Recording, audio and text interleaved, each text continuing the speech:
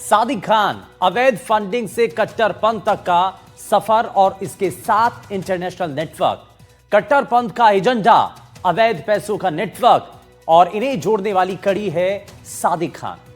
Police की बड़ी कार्रवाई में देश विरोधी गतिविधियों के पीछे छिपा इंटरनेशनल मॉड्यूल अब उजागर हो चुका है। फंडिंग और विदेशी लिंक और डिजिटल नेटवर्क सभी परतें अब खुल चुकी हैं। और क्या क्या इसमें सामने आया है, जरा हमारी इस एक्सक्लूसिव रिपोर्ट में आपको दिखाते हैं।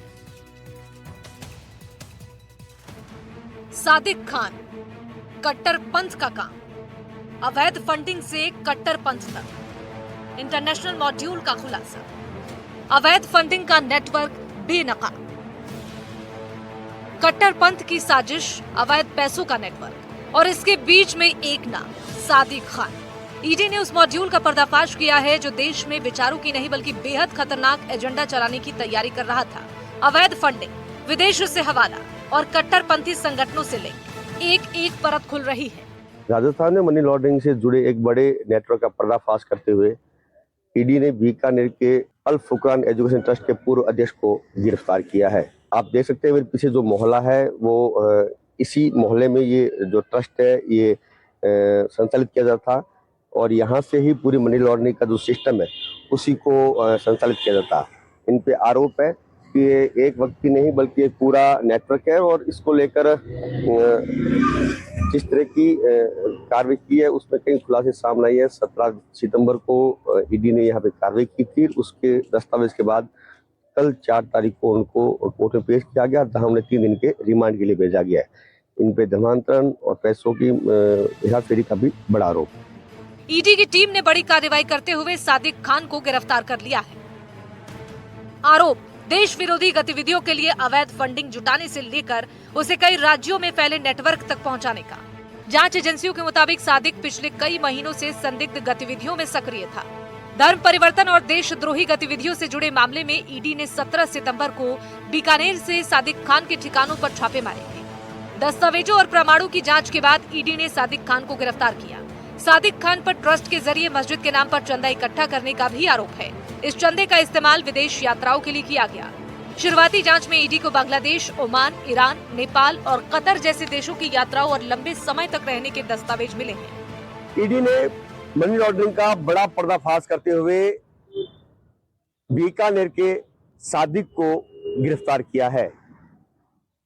ये सादिक पहले कई संस्थाओं में ये जुड़ा हुआ है, करीब 20 संस्थाओं में जुड़ा हुआ है और वहां पे जो दान के रूप में पैसे लिए जाते हैं उसको लेकर उसने काफी बड़ी हेराफेरी की है। कहा जा रहा है करीब 20 करोड़ रुपए की हेराफेरी है। साथ में भी इसके विदेशी जो लोग हैं उनसे भी संपर्क साधे हुए हैं। ईडी ने 17 सितंबर को बीकानेर में इनके ऑफिस और इनके घर पे छापेमारी की, जहां वो दस्तावेज प्राप्त हुए। उन्हीं दस्तावेजों के आधार पर कल 4 दिसंबर को इन्हें कोर्ट में पेश किया गया और जहां इसको है जो 3 दिन के रिमांड पर लिया गया है। ट्रस्ट के बही खाते पर ईडी की नजर थी। बीकानेर में संचालित अल फुरकान एजुकेशनल ट्रस्ट, जिसके माध्यम से मस्जिद आयशा चलाई जाती है, लंबे समय से संदिग्ध गतिविधियों के घेरे में था। ईडी की जांच में सामने आया कि ट्रस्ट को मिलने वाले दान का न तो कोई मजबूत रिकॉर्ड रखा जाता था, न ही फंड के उपयोग की कोई पारदर्शी व्यवस्था मौजूद थी। एजेंसी का दावा है कि ट्रस्ट के नाम पर आने वाले धन का उपयोग व्यक्तिगत खर्च, विदेशी यात्राओं, संदिग्ध व्यक्तियों से मुलाकात और कट्टरपंथी गतिविधियों को बढ़ावा देने के लिए किया जा रहा था। एक एनजीओ भी चला रहे थे। इस एनजीओ के साथ साथ में इन पे धर्मांतरण का भी लगातार आरोप लगा है। हालांकि ईडी पूरी जांच कर रही है। 3 दिन का रिमांड है और इस रिमांड में बीकानेर से जुड़े या विदेश से जुड़े कई जो तार है उसके भी खुलने की आशंका है। सादिक खान पर पहले से दर्ज है कई गंभीर आपराधिक मामले। सादिक पर पहले से ही हत्या के प्रयास, अवैध हथियार रखने, फायरिंग करने और आपराधिक गैंगों से संपर्क जैसे गंभीर आरोप दर्ज हैं। ईडी ने उसकी बैंक डिटेल को खंगालने पर करोड़ों रुपए के संदिग्ध लेन देन, बिना वैध आय स्रोत से भारी नकदी जमा और निकासी, इसके अलावा विदेश यात्राओं पर संदिग्ध खर्च पाए हैं। इन तथ्यों ने जांच एजेंसियों के शक को और मजबूत कर दिया है। कौन है सादिक खान, क्या है आरोप? पूरा नाम मोहम्मद सदीक उर्फ सादिक खान है। अल फुरकान एजुकेशनल ट्रस्ट की स्थापना की। ट्रस्ट के तहत मस्जिद आयशा संचालित होती। ट्रस्ट में भारी मात्रा में कैश में दान लिया जाता था। कैश का कोई हिसाब किताब तैयार नहीं किया जाता था। पैसों को सदीक खान अपनी इच्छा से खर्च करता था। विदेशी दौरे, संदिग्ध व्यक्तियों से मुलाकात पर करता था। ट्रस्ट का पैसा अवैध कारोबार में लगाता था। पैसा सामाजिक या शैक्षणिक उद्देश्य से खर्च नहीं किया गया।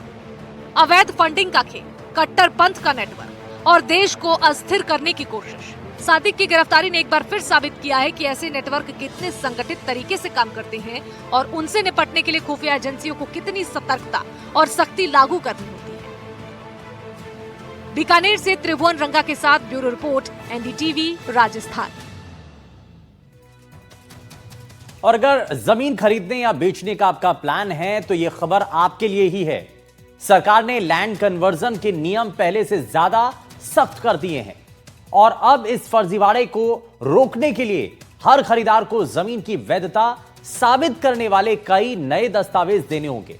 लैंड रजिस्ट्रेशन सिस्टम में एक बड़ा बदलाव करते हुए सोसाइटी लीज पर आधारित सभी भूखंडों के रजिस्ट्रेशन को 90A अप्रूवल से जोड़ दिया गया है। अब इसका मतलब क्या है और इस नए नियम के आने से क्या बदलाव होने जा रहा है और किन लोगों की इसमें मुश्किलें बढ़ सकती हैं? जमीन अगर आपको खरीदनी है या अगर आप जमीन बेचना चाह रहे हैं तो ये कैसे आपके ऊपर प्रभाव डालेगा और कैसे ये धोखाधड़ी से बचा सकता है? क्योंकि आज के समय में बहुत सारे लोगों के साथ जमीन खरीदने और बेचने को लेकर के धोखाधड़ी की कई खबरें सामने आती हैं, लेकिन ऐसा आपके साथ ना हो, इसको कैसे समझा जाए? ये 90A अप्रूवल क्या कहता है और इसमें क्या बदलाव किए गए हैं? इस नए नियम से आपके ऊपर क्या असर पड़ने जा रहा है और किसकी मुश्किलें बढ़ सकती हैं? जरा एक रिपोर्ट आपको दिखाते हैं। जमीन खरीदो लेकिन सबूत भी दो। रजिस्ट्री में सख्ती, अब 90A जरूरी। नियम हुए कड़े, लोग रजिस्ट्री में फंसे। जमीन खरीदने वालों के लिए झटका, सोसाइटी पट्टों की नहीं होगी रजिस्ट्री। जमीन खरीदने वालों के लिए बदला नियम, 90A अप्रूवल के बिना रजिस्ट्रेशन बंद। 90A के बिना नहीं मिलेगा कोई प्लॉट। प्लॉट के लैंड कन्वर्जन का सबूत जरूरी। राजस्थान में जमीन खरीदने वालों को बड़ा झटका लगा है। अब बिना ठोस सबूत के जमीन का कन्वर्जन नहीं होगा। सरकार ने नियम इतने कड़े कर दिए हैं कि हर खरीदार को अब दस्तावेजों की लंबी फहरिस्त जुटानी होगी और किसी भी गड़बड़ी पर फाइल सीधे रिजेक्ट। सरकार ने लैंड रजिस्ट्रेशन सिस्टम में एक बड़ा बदलाव किया है। इसके तहत सोसाइटी लीज पर आधारित सभी प्लॉट का रजिस्ट्रेशन जरूरी तौर पर 90A अप्रूवल से जोड़ दिया गया है।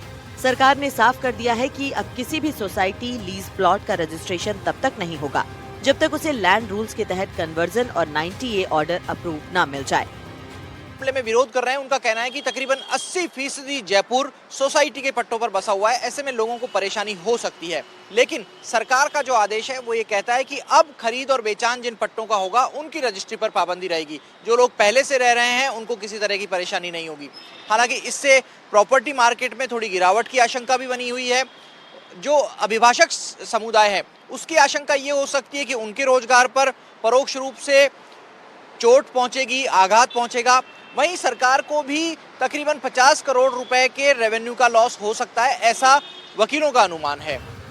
90A ऑर्डर के कोई भी डॉक्यूमेंट स्वीकार नहीं किए जाएंगे। सरकार ने रजिस्ट्रार और रजिस्ट्री डिपार्टमेंट को निर्देश दिया है कि बिना 90A ऑर्डर के कोई भी डॉक्यूमेंट स्वीकार न किया जाए। उससे उन कॉलोनियों और सोसाइटियों में रजिस्ट्रेशन पूरी तरह से रुक जाएगा जिनका कन्वर्जन पेंडिंग है। अब किसी भी प्लॉट के लिए ये पक्का करना जरूरी होगा कि उस जमीन को खेती से रिहायशी या किसी और इस्तेमाल में बदलने का कानूनी प्रोसेस पूरा हो गया हो। कहा यह भी जा रहा है कि सोसाइटी पट्टों के भूखंडों पर रजिस्ट्री को लेकर जो रोक लगाई गई है उसको लेकर सरकार विचार कर रही है कि क्या इस रोक को वापस ले लिया जाए।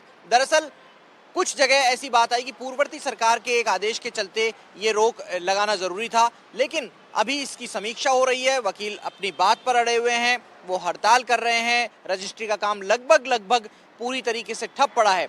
ऐसे में कई जगह शिकायत ऐसी भी आई जो कॉमन मैन सोसाइटी के पट्टे पर भूखंडों के खरीद बेचान कर रहे थे, उनके कईयों के मामले अटक गए हैं। कईयों के सौदे इसलिए भी अटक गए क्योंकि उनके होम लोन की जो कार्रवाई है वो रुक गई है। बैंक ने होम लोन देने से इनकार कर दिया है। ऐसी सूरत में कई जगह आमजन प्रभावित हो रहे हैं।